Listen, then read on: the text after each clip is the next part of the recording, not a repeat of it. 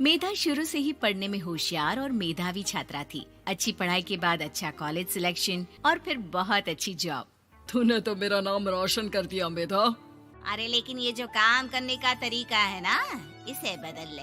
18 घंटे काम करेगी तो कल को बच्चा कैसे संभालेगी? तुम्हारी तरह पागल नहीं हूँ माँ, जो बच्चे और परिवार में फंस जाऊँ। मैं तो जिंदगी खुल कर जीऊंगी। सब कहने की बात होती है बेटा, अपने बच्चे का सुख हर कोई चाहता है। वक्त बीतता है और मेधा की शादी हो जाती है। शादी के कुछ सालों में ही मेधा एक सुंदर से बेटे की माँ बन जाती है। अरे यार, मेरी मैटरनिटी लीव खत्म हो रही है, क्या करे? माँ भी नहीं आ सकती, कैसे मैनेज करूँ? ऐसा करते हैं, इसके लिए एक केयर टेकर रख लेते हैं, वो देखा करेगी इसे। मेधा को पति की बात जंच जाती है और वो केयर टेकर की तलाश शुरू कर देती है। एक दिन उन लोगों के घर एक महिला आती है जो दिखने में पढ़ी लिखी लगती है। जी, क्या काम है आपको? मैम, मेरा नाम स्नेहा है। आपका एड देखा केयर टेकर का, क्या मैं आपके यहाँ काम कर सकती हूँ? हाँ, क्यों नहीं, लेकिन आप तो अच्छे घर की लगती हैं, फिर नौकरी क्यों? दरअसल मेरे ससुराल वालों ने मुझे घर से निकाल दिया क्योंकि मैं माँ नहीं बन सकती और माता पिता भी नहीं है इस दुनिया में। तो अरे अरे, कोई बात नहीं, तुम लक्ष्य को ही अपना बच्चा समझो और यहीं रहना, और किसी भी चीज की जरूरत हो ना तो बता देना। नेहा खुशी खुशी लक्ष्य को संभालने लगती है। रात को जब मेधा घर पर आती है, अरे क्या बात है स्नेहा, तुमने खाना नहीं खाया क्या? अरे दीदी, आपका बेटा टाइम दे तब ना। अरे तो जब वो सोता है तब खा लिया करो। तब तो मैं इसके पास ही बैठी रहती हूँ। कोई मच्छर या कीड़ा काट ले लक्ष्य को तो अब आप पकड़ो, मैं खाना खा लेती हूँ। स्नेहा वहाँ से चली जाती है। बहुत ही अच्छे से ख्याल रख रही है ये लक्ष्य का। मेधा, इतना तो शायद तुम भी ध्यान नहीं देती। मेधा को पति की बात बुरी तो लगती है, लेकिन कुछ नहीं कहती। धीरे धीरे स्नेहा मेधा और उसके पति के साथ बाहर भी जाने लगी। सुनो, स्नेहा को भी बाजार ले चलते हैं, वो क्या है ना, लक्ष्य को देख लेगी जब तक मैं शॉपिंग कर लूंगी। हाँ हाँ चलो, वैसे मैं चाह रहा था कि लक्ष्य को लेकर हम दोनों ही चलते। क्या यार, तुम तो फ्री में इमोशनल हो जाते हो, कितना देख लेंगे हम दोनों मिलकर, ले चलो उसे। कार से निकलकर मेधा और लक्ष्य रोड क्रॉस कर रहे थे कि सामने से कार आ जाती है। मेधा का ध्यान नहीं होता, लेकिन स्नेहा तुरंत लक्ष्य को मेधा से छीन लेती है। मेधा गिर जाती है और कार मेधा को छूकर निकलती है, जिससे मेधा को खून आ जाता है। पति मेधा को हाथ देकर उठाता है। स्नेहा लक्ष्य को लेकर गले लगाई रहती है। थैंक्स स्नेहा, मैंने तो ध्यान ही नहीं दिया था कि कार आ रही है। स्नेहा का गुस्सा मालकिन पर टूट पड़ता है। अरे कैसी माँ है आप, अगर आज कुछ लक्ष्य को हो जाता तो मैं आपको कभी माफ नहीं करती। छोटा सा बच्चा है, उसे चोट लगती है तो पता है कितनी तकलीफ होती है। पति भी स्नेहा को देखने लगता है कि उसे क्या हो गया। मेधा को स्नेहा पर काफी गुस्सा आ जाता है। घर आकर कहती है, देखो स्नेहा, माना तुम लक्ष्य को बहुत प्यार करती हो, लेकिन वो मेरा बेटा है, मैं कभी जानबूझकर उसके साथ बुरा नहीं कर सकती, समझी? मुझे माफ कर दीजिए, मैं लक्ष्य को लेकर कुछ ज्यादा ही सेंसिटिव हो चुकी हूँ। मैं ध्यान रखूंगी कि आगे से ऐसा ना हो। मेधा का मन स्नेहा से अब हटने लगा था। एक शाम मेधा ऑफिस से घर आती है कि लक्ष्य उसे दिखाई नहीं देता और ना ही स्नेहा। वो स्नेहा के कमरे में जाती है जहाँ दोनों सो रहे होते हैं। अरे स्नेहा, लक्ष्य को आज इस कमरे में क्यों सुला दिया? दीदी, मुझे नींद आ रही थी, ऐसे में उसे कमरे में अकेले लिटाना मुझे ठीक नहीं लगा। मेधा बच्चा उठाने लगती है कि स्नेहा टोक देती है। रहने दीजिए ना दीदी, सो रहा है, फालतू में नींद खराब हो जाएगी। मेधा को गुस्सा आ जाता है और वो बच्चा उठाकर वहाँ से चली जाती है। अगले दिन मेधा स्नेहा को बुलाती है, साथ में एक और लड़की खड़ी होती है। स्नेहा, अब तुम अपना कुछ और देख लो, हम लोगों को नई केयर टेकर मिल गई है, तुम इस हफ्ते घर छोड़ देना। स्नेहा का मन लक्ष्य को छोड़ने का नहीं करता, लेकिन नौकरी तो नौकरी होती है ना। स्नेहा घर से चली जाती है। धीरे धीरे महीने और साल बीतते जाते हैं और लक्ष्य एक नौजवान लड़का हो जाता है। लक्ष्य, आज मुझे मंदिर जाना है, ले चलोगे? ठीक है माँ, एक काम करके अभी वापस आता हूँ, तब तक आप और पापा दोनों तैयार हो जाइए। दोनों तैयार होकर बैठ जाते हैं, लेकिन लक्ष्य काफी देर तक नहीं आता। अरे मेधा, फोन तो करो लक्ष्य को, देखो क्या हो गया उसे। मेधा फोन करती है तो पता चलता है कि लक्ष्य का एक्सीडेंट हो गया है और वो सिटी अस्पताल में है। जल्दी चलिए, पता नहीं कैसा होगा मेरा बेटा। अरे चिंता ना करो, सब ठीक होगा, मैं अभी कार निकालता हूँ। दोनों मियाँ बीवी अस्पताल पहुँचते हैं, जहाँ वो लोग देखते हैं कि लक्ष्य बिस्तर पर पड़ा होता है। एक महिला इन्हें यहाँ लेकर आई है, वो वहाँ बैठी है, लेकिन फिलहाल तो आप लोगों को इनके लिए किडनी का प्रबंध करना होगा। एक्सीडेंट में इसकी किडनी डैमेज हो गई है। मेरी ले लीजिए डॉक्टर साहब, मेरे बेटे को बचा लीजिए।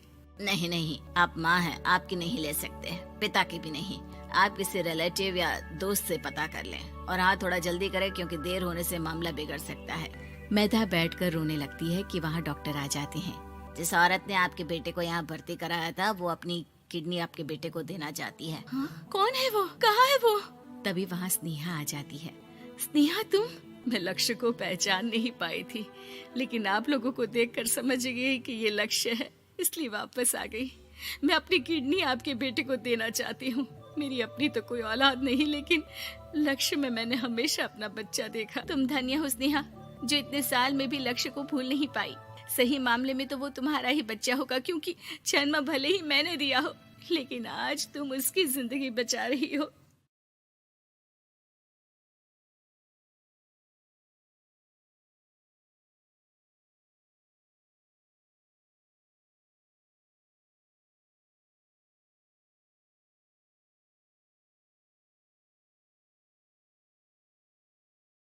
आठ फेरों का आठवां वचन। स्वाति ने इसी साल शहर के कॉलेज से पढ़ाई पूरी की है और अब उसके लिए जगह जगह से रिश्ते आने लगे हैं।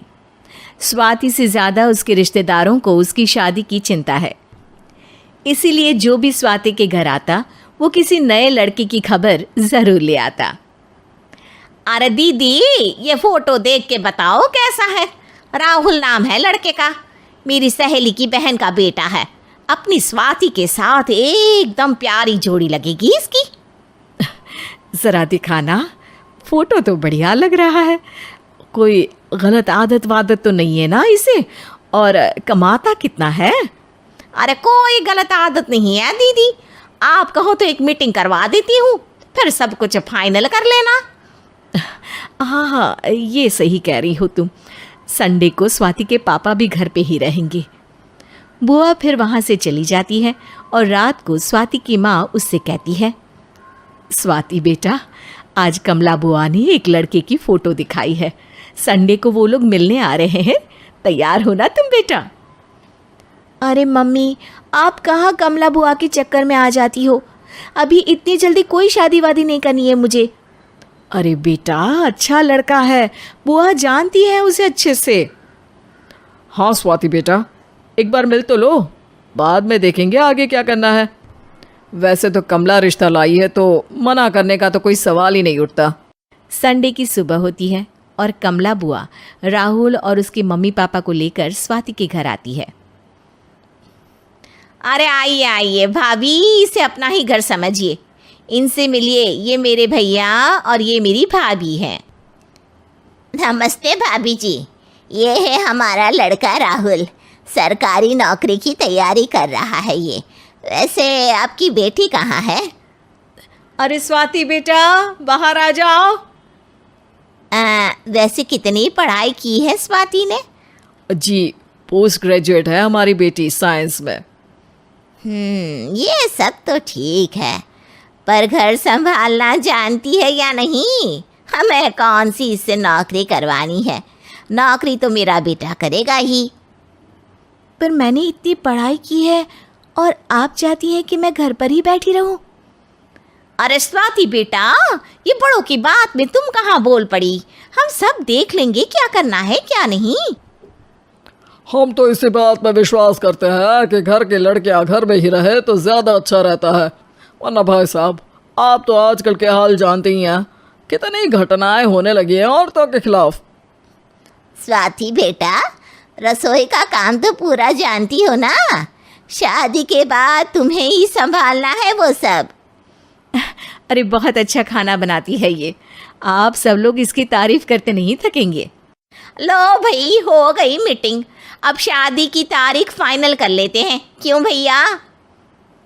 भाई हम तो पंडित जी से चर्चा करने के बाद ही तारीख फाइनल करेंगे, सालों से हम उनकी बातें मानते हुए आ रहे हैं।